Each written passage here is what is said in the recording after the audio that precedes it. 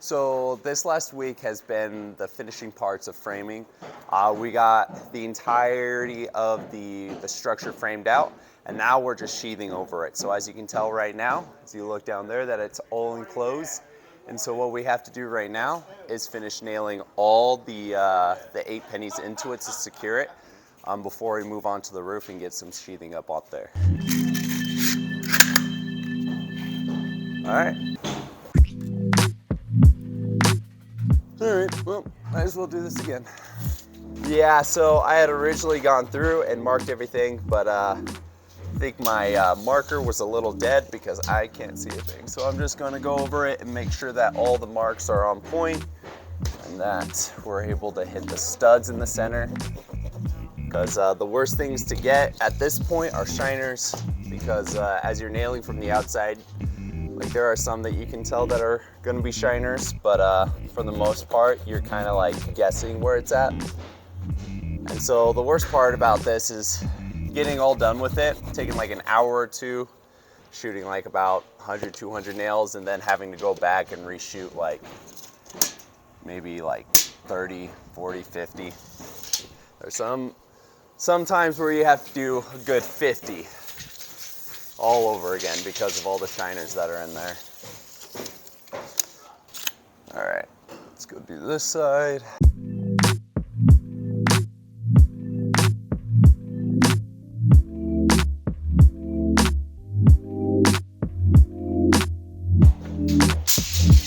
Oh, that's what happens.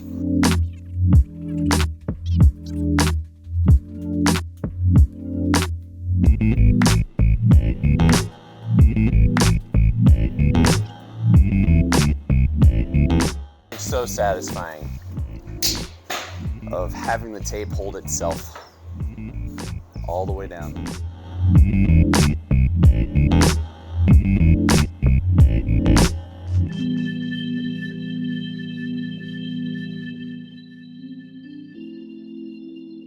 Right, I would use a level, right?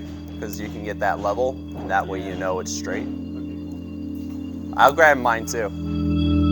So we started out by making little lines where our centers are, and now we're gonna go along with our levels, and we're gonna level them out and then mark another line. So that way we're gonna be able to know exactly where our center are all the way down. And so like there's a lot of different ways that we could go about it to measure for our centers and make sure that they're on the line where we need to nail. But this one seems like the most quick or the quickest way for us to get the job done as accurately as we can.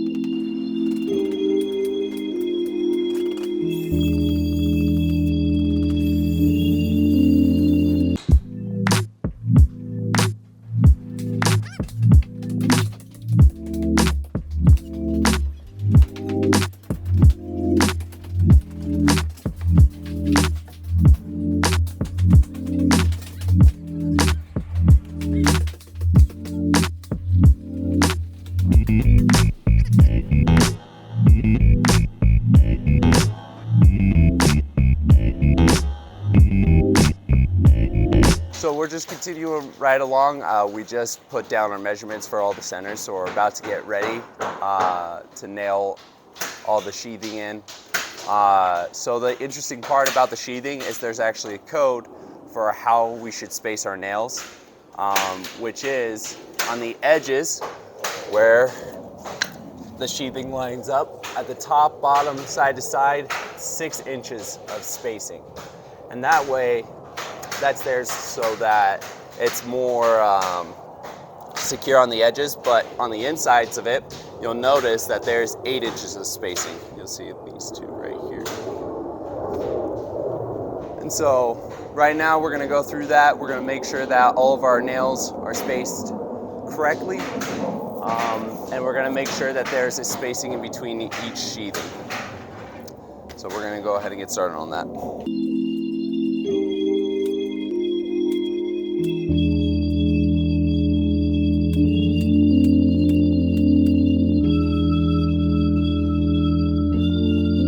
Just looking for studs right there, because I felt that there was one right here, and they're typically measured out, but this just helps you be sure that there's one right there, so you don't get a shiner, which is where it doesn't nail properly into the stud, and it sticks out through the other end.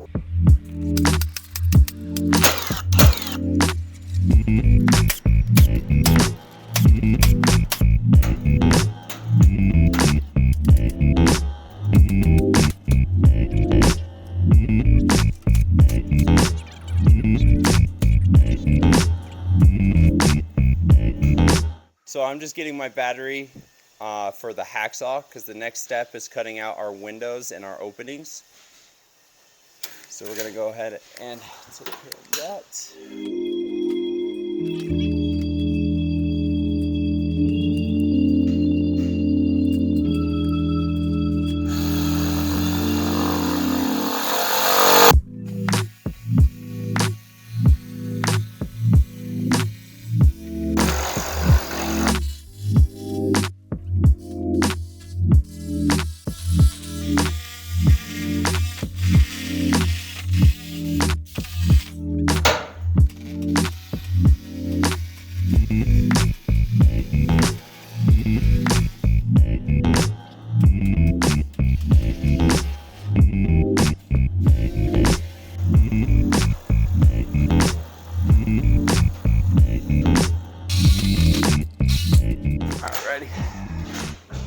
So that one is a rough opening. Once that gets nailed in, we can clean that up a little bit more, make it flush on the sides. But for now, let's get the other one.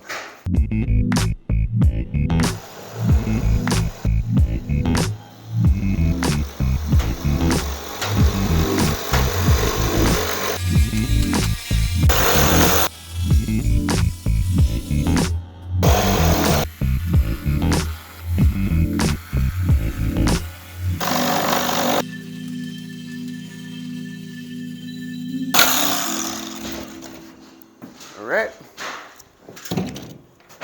2 down, 1 more to go.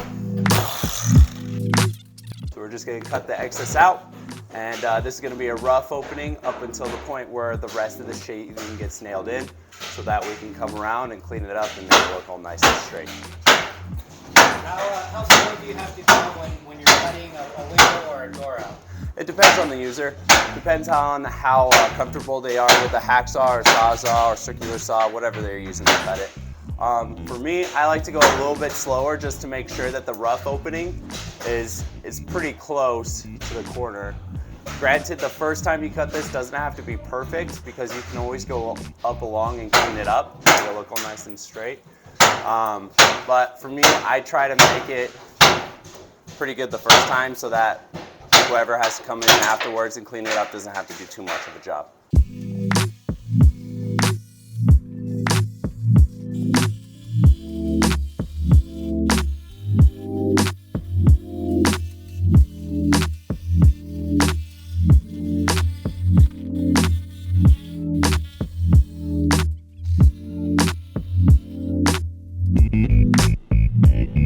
So now we're just gonna finish up securing everything else, finish nailing in the sheathing, and then afterwards, when all the edges for the windows and the doors are nailed in properly, we can come along and clean it up and make it look nicer than what the rough opening is. As we go along and we're getting our rhythm, sometimes we'll misfire, and sometimes we'll have shiners go through and stick out on the other side. In fact, let me come show you. So like for example, on these ones, they're close, but they're not quite on the dot there. So we just gotta knock them out and then shoot a little bit more to the right next time.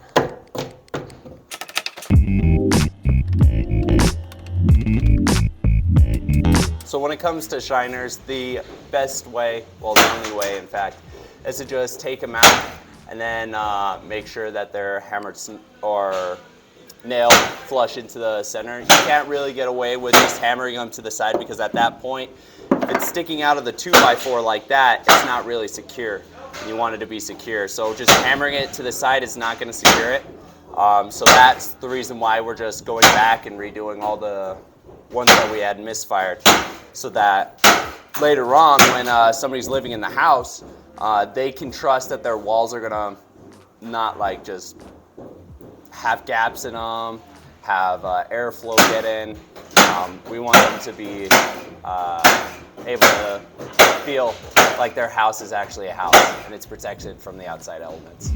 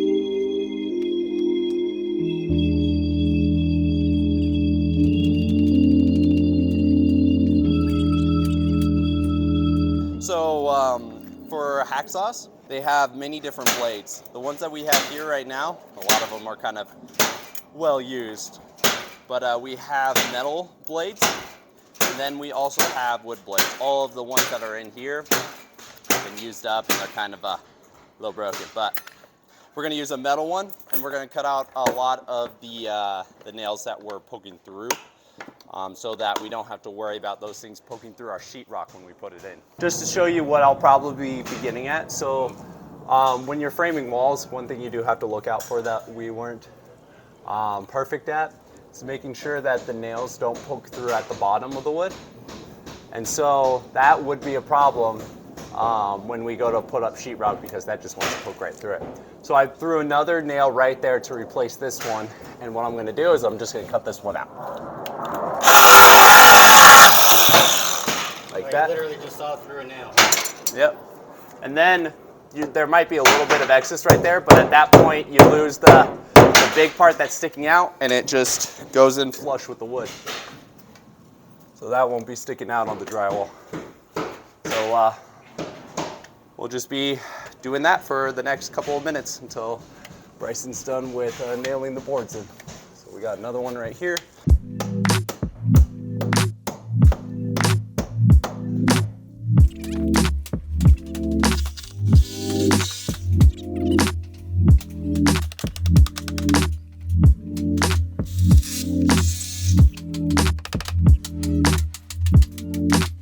Even though it's our third build, there's still small little mistakes like shiners and flushness that we still have trouble with.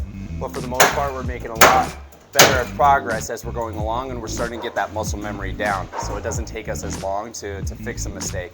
And we're still able to just charge right through it rather than getting down on ourselves that we made a mistake. How are you doing with that muscle memory? Because muscle memory and the confidence comes from it will always be a mistake every time, right?